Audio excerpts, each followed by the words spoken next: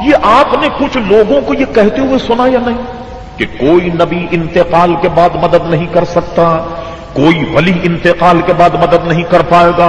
اور اگر تم نے یہ اپنا نظریہ رکھا کہ کوئی پیر پیغمبر گویا اگر انتقال کے بعد تمہاری مدد کرے تو ایسا عقیدہ رکھنا شرک ہے. کیا سمجھے آپ؟ ادھر سے فتویٰ یہ آیا کہ کسی بھی پیر پیغمبر پر یہ عقیدہ رکھنا کہ وہ ہماری مدد کرے انتقال کے بعد، ایسا نظریہ رکھنا یہ شرک ہے. یہ فتویٰ تو آپ نے بارہا سنا ہوگا، آج بھی داغا جاتا اور ایک عرصے سے 100 سال سے داغا جا رہا کہ کسی نے اگر یہ کہہ دیا کہ کوئی نبی یا پیر بعد انتقال نفع پہنچا تو گویا یہ شرک ہوگا. اچھا، اب اسی پر ہم گاڑی روک لیتے ہیں کہ جناب کوئی آدمی انتقال کے بعد نفع نقصان نہیں پہنچاتا اور اگر یہ نظریہ ہو پہنچائے تو یہ شرک ہو جائے گا. میں آپ سے پوچھتا ہوں، بتائیے جناب، حضرت موسیٰ علیہ السلام اگر حضور کی توجہ نہ دلاتے تو نمازیں کتنی ہوتی؟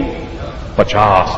اب کہتے ہیں استاد زمن شہنشاہ سخن مولانا حسن بریلوی کہ حسن سنی ہے، افراط و تفریط اس سے کیوں کر ہو کہ ادب کے ساتھ رہتی ہے روش ارباب سنت کی.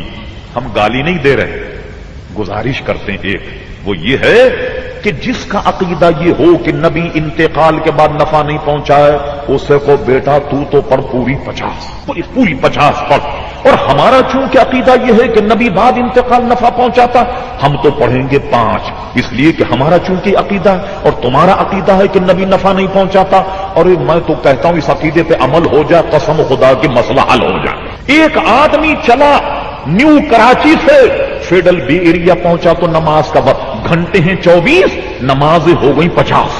کیوں صاحب؟ اگر 1 گھنٹے میں 2 نماز کا بھی حساب کریں تو 48 ہو گئی یا نہیں؟ 2 اور بچ گئیں. چلیے ہم اوسط لگاتے ہیں اس کا کہ ایک نماز کا وقت جو ہے 25 منٹ. اور رش ہو کراچی کا، نیو کراچی سے چلا تو نہ ہوگا کام یوں ہوگا پھر کہ جناب سین یہ ہوگا کہ ایک بغل میں وضو کا لوٹا، ایک بغل میں مصلی، اور بھائی گاڑی روکو بھائی فیڈرل بیریا نماز کا وقت ہو گیا. چلیے صاحب حضرت اترے، نماز پڑھی، نماز پڑھنے کے بعد پھر رش کا موقع، تینہٹی پہ پہنچے تو نماز کا وقت ہو گیا، بولٹن مارکیٹ پہنچے تو نماز کا وقت ہوا. اور حسن اتفاق سے یہ اگر ڈاکیات پر کام کرتے ہوں، لیجیے اترتے ہی نماز کا وقت ہو گیا، لیجیے صاحب راستے میں نماز، دفتر میں نماز، گھر میں نماز، ادھر نماز ادھر نماز، نمازی نماز، صبح نماز، شام نماز، نظام زندگی نماز. تو نہ تمہیں فرصت ملے نہ ہم پہ فتویٰ لگاؤ. بھئی جب گھنٹے میں یہ 2.5 نمازیں پڑھے گا تو اس سے فرصت کہاں ملے گی کہ ہم پر فتویٰ لگائے؟ تو وہ ہم بھی فتوے کی عزت سے بچ جائیں گے اور تمہارا کام بھی ہو گیا.